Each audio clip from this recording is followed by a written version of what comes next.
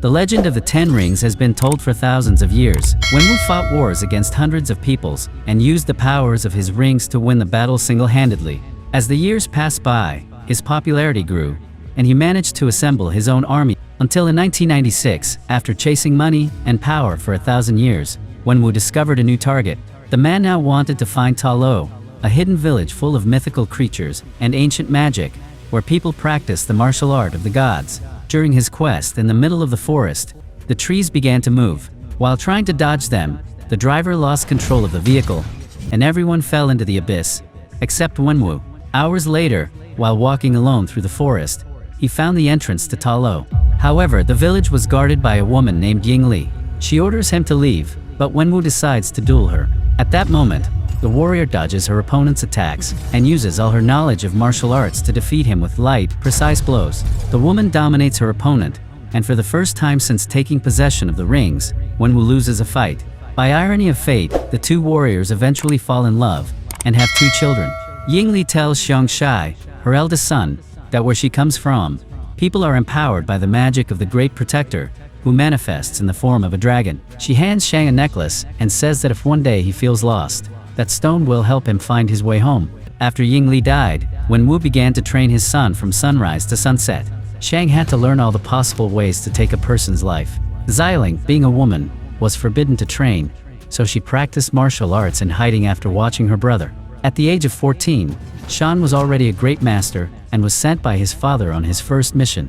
However, the boy could not take the life of the man who eliminated his mother, so he decided to run away. Almost 20 years have passed, and Shan wakes up for another day of work.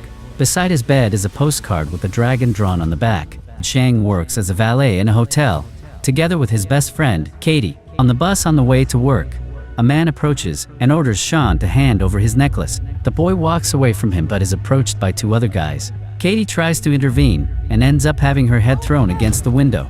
Seeing his friend being hurt, Shan becomes furious and goes after the guy who attacked her. In that instant, Katie is taken by surprise. Although she has been friends with Shan for more than 10 years, she never imagined that the boy could be a martial arts master.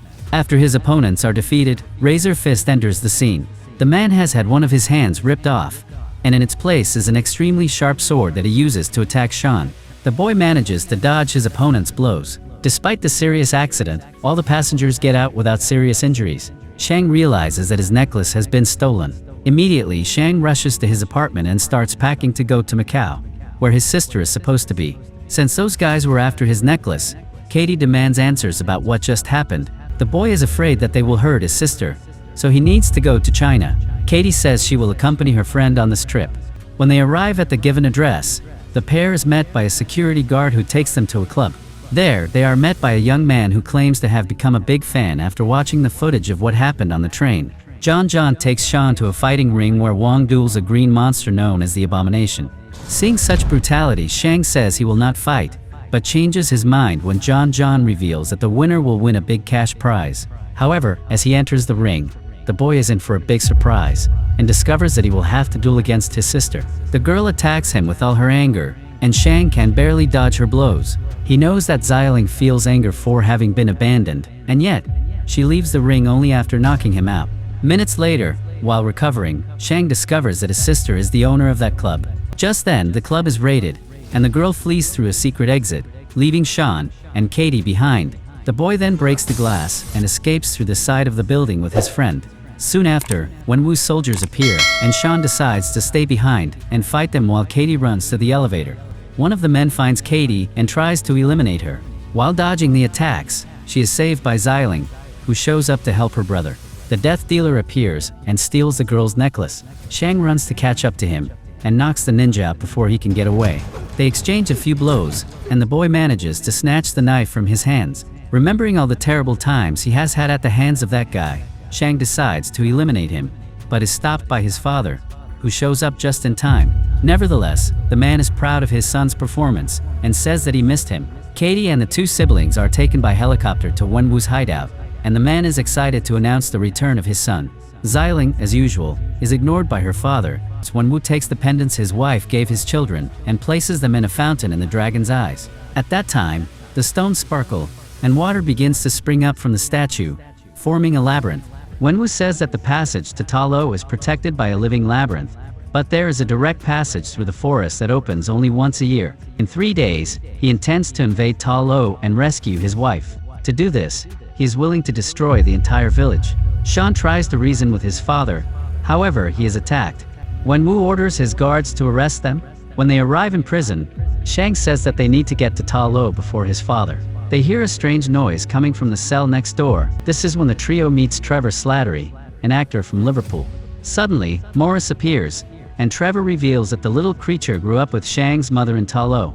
The boy says that he needs to get to the village, and the little monster claims that it can guide him there by going through the forest labyrinth. Katie takes the wheel and must escape from the guards. When they arrive in the forest, Morris gives the coordinates, and Katie speeds up the car as the trees are closing in just behind them. Luckily, the girl is an excellent getaway driver and makes it across before the vehicle is swallowed up. Now they only need to cross the waterfall to reach the tunnel that leads directly to the island. Everyone is surprised to find a place that looks like something out of a fairy tale. The group finally meets the villagers, who are protected by giant lions, but Guangbo orders them to leave. Their army prepares to attack them, but they return to their positions when Yingnan appears. The woman is Ying Li's sister, and has just met her nephews. Shang informs them that they don't have much time, as his father intends to invade Ta Lo in a few days. Katie is also summoned to defend the village, and must train with a bow and arrow to become fit for battle. On the day of the opening of the passage, Ta Lo's warriors prepare for battle, but Guangbo does not allow Katie to use the bow and arrow, as he claims she is not ready yet. Within minutes, Wenwu arrives with his men, and Yingnan tries to convince him that his wife was never imprisoned in that village. During the battle, Shang sees his father walking towards his mother's grave, and goes after him. The boy uses his staff made of dragon scales to attack him but ends up being knocked out. When Shang confronts him, and claims that his mother's death is his fault, Wenwu is filled with hatred, and uses his rings to launch a brutal attack that throws the boy into the river. As he looks toward the gate, he hears his wife's voice, and flies over to save her. The man uses all his power to punch those scales in an attempt to free his beloved. As cracks appear, dark creatures break free and invade the battlefield, stealing the souls of the warriors. Seeing their colleagues being eliminated by these monsters, the warriors of Wenwu decide to join forces with the people of Ta Lo in order to destroy the creatures. The function of those beasts is to steal souls to feed the dweller in darkness. Realizing that the situation is getting even worse, Katie decides to help. At the bottom of the lake, Shang wakes up, and is surprised by the presence of a dragon. The Great Protector emerges and devours much of the soul-sucking army. The warriors use weapons made of dragon scales to try to destroy the rest, but many end up being eliminated in the process. Shang goes after his father and tries to convince him that his mother is not trapped inside. However, the man is determined to bring down that gate, and the boy must use the fighting style he learned from his mother to stop him. Wenwu decides to use the rings to attack his son, but the young man manages to control them, and uses the objects to block his father's attacks. During the battle, Shang manages to take possession of all the rings, but instead of using them to eliminate his opponent, the boy throws the jewels on the ground. He reminds Wenwu that his family still exists, then begs him to stop that foolish mission, and accept that his wife is gone. At that instant, a demonic creature breaks through the gate and breaks free. The monster attacks Shang, but his father uses his rings to save him. After being captured, Wenwu gives the jewels to his son, and has his soul sucked out. Just as the boy was about to be attacked, the Great Protector appears and pushes the evil octopus away. Then Shang takes the opportunity to strike it with his rings and uses his new powers to explode the creature's chest, also eliminating its entire army. Upon returning to the village, the boy is dismayed to see dozens of bodies scattered on the ground, but at the same time, he is relieved to know that his friend is okay. So what did you think of this movie? Leave it in the comments below. And if you liked the video, please like and subscribe for more movie recaps. See you next time.